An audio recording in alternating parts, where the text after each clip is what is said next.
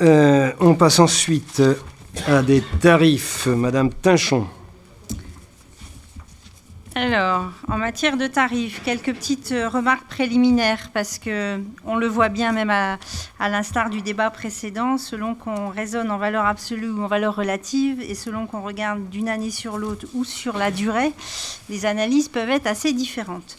Donc, il faut aussi s'accorder le droit à l'erreur peut-être ou le droit à l'incertitude par rapport à la réaction les effets que produisent une politique tarifaire et les variations de cette politique tarifaire.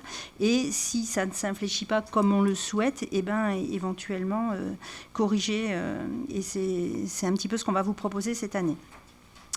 Autre remarque préliminaire quand même, puisque nous avons eu la joie et l'avantage d'avoir de nombreux contrôles de la CAF cette année, je voulais souligner la remarque que nous a fait la CAF, qui juge nos tarifs très attractifs sur le territoire. Donc ça méritait d'être noté.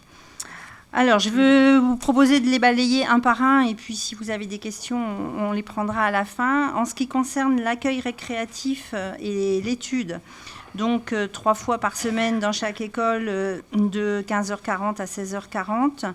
On vous propose une augmentation moyenne de 1,5% sur le forfait, sachant que nous souhaitons continuer l'infléchissement qu'on avait pris l'année dernière, c'est-à-dire d'augmenter plus fort le tarif à l'unité que le tarif au forfait, de manière à rendre le forfait encore plus attractif. Donc rien qu'avec une augmentation différentielle l'année dernière, nous avions fait passer le recours au forfait de 77% à 82%. Et donc cette année, pour cette raison, on vous propose une augmentation de 1,5% sur le forfait et 3% à l'unité. Avec des tarifs qui restent somme toute... J'ose pas utiliser le terme abordable parce que c'est très relatif et ça dépend d'où on se place, mais on a essayé de prendre en compte vraiment avec les créations de tranches de quotients familiaux et avec vraiment un lissage en fonction des ressources, un effort à faire pour les familles qui soit équitable le plus possible. En ce qui concerne la garderie périscolaire, on vous propose là aussi une augmentation de 1,5%. Alors avec le jeu des arrondis, ça fait 0 pour certaines tranches. Ça fait 1 centime pour les 4 suivantes et 2 centimes pour les 3 dernières, parce qu'effectivement, on est sur des toutes petites sommes. En ce qui concerne les tarifs d'activité périscolaire, donc là, je vous rappelle, il s'agit d'un forfait annuel pour 2h30 d'activité pendant 36 semaines scolaires. Et on vous propose une augmentation graduée de 10 centimes, 20, 30, 40, 50, 60 et 70 centimes, qui font des tarifs entre 5,20 € et 37,70 € pour la dernière tranche de quotient et hors commune.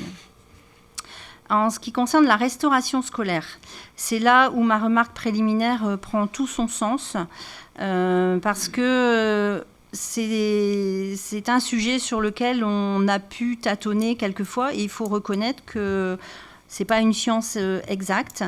Donc, depuis que je suis dans cette délégation en 2008 et les personnes qui m'avaient précédée avaient déjà infléchi un petit peu cette politique, qui était de pouvoir assurer vraiment aux familles à très bas revenus que leurs enfants puissent avoir un repas entier équilibré au moins une fois par jour, donc 4 fois par semaine. Nous avions commencé par baisser les petits tarifs. Nous avions aussi baissé des tranches intermédiaires de façon à lisser un petit peu mieux les tarifs. Et nous avions systématiquement augmenté plus sensiblement les tranches supérieures. On arrive sur les tranches supérieures à un montant un petit peu psychologique qu'on ne souhaite pas dépasser.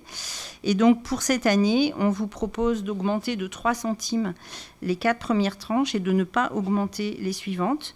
Mais je ne voudrais pas que ce soit traduit par quelque chose d'année en année qui soit contraire à mes valeurs. Donc, je voulais vous rappeler les augmentations sur une grande période. Donc, je suis remontée jusqu'à l'année 2000, la première année où on a eu des tarifs en euros, puisque c'était le passage en euros.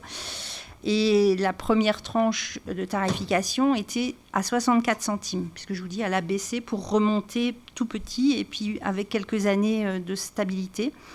Donc en 17 ans, ce tarif a augmenté de 6,25%. Là où la dernière tranche était en 2000 à 2,77 € et donc a augmenté de plus de 55%.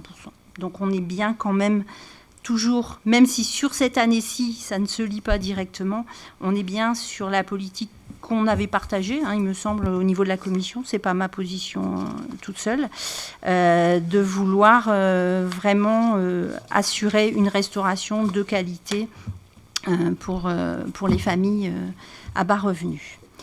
Sachant que pour votre gouverne quand même, dans le tarif de restauration scolaire, plus des 2/3 du prix, ce sont des charges de personnel. Ce n'est pas le coût matière qui est le plus cher dans ce tarif. En ce qui concerne l'accueil de loisirs sans hébergement, donc avec un tarif le mercredi après-midi, puisque depuis 3 ans maintenant il y a l'école le matin, donc qui inclut un repas, ou pendant les vacances à la journée entière, sachant qu'il n'y a pas de corrélation, le tarif à la journée n'est pas égal à 2 fois le tarif à la demi-journée, parce qu'il y a précisément un repas dedans dans la demi-journée. Donc là on vous propose une augmentation moyenne de 2%. Qui nous font des tarifs entre 1,80 € pour le mercredi après-midi jusqu'à 6,56 € si je fais exception des hors-communes qui sont très minoritaires dans notre accueil Planète Enfant. Pour l'ensemble de ces tarifs, on a toujours la politique familiale d'avoir une réduction de 10% lorsque 3 enfants de la famille fréquentent une des activités et toujours une majoration de 1% pour les repas non commandés à la restauration ou non inscrits à l'accueil de loisirs. Je suis à votre disposition s'il y a des questions ou des remarques. Mais je pense qu'on avait déjà largement débattu en commission et il me semble qu'on était arrivé à un consensus qui n'empêche pas de reposer des questions. Monsieur Bignonnet. Oui, j'ai juste une question toute simple. Est-ce qu'on a le coût de chaque prestation, le coût réel ?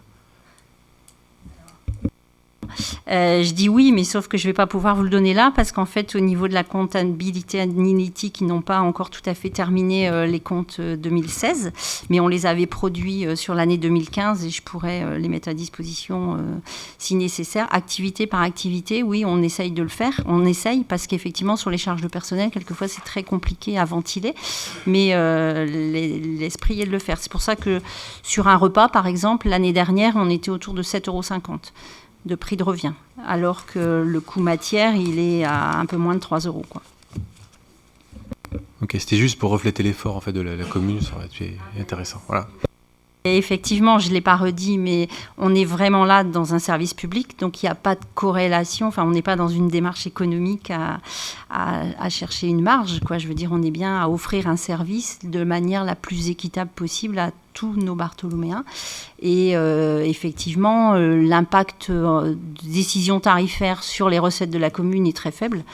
Voilà, l'impact, il se fait juste sur la participation aux activités. Bon, on essaye de gérer correctement sans avoir d'approche économique au sens strict du terme. Alors, pas d'autres commentaires. Donc, on passe au vote. Qui est contre ? Qui s'abstient ? C'est un vote à l'unanimité. Je vous en remercie.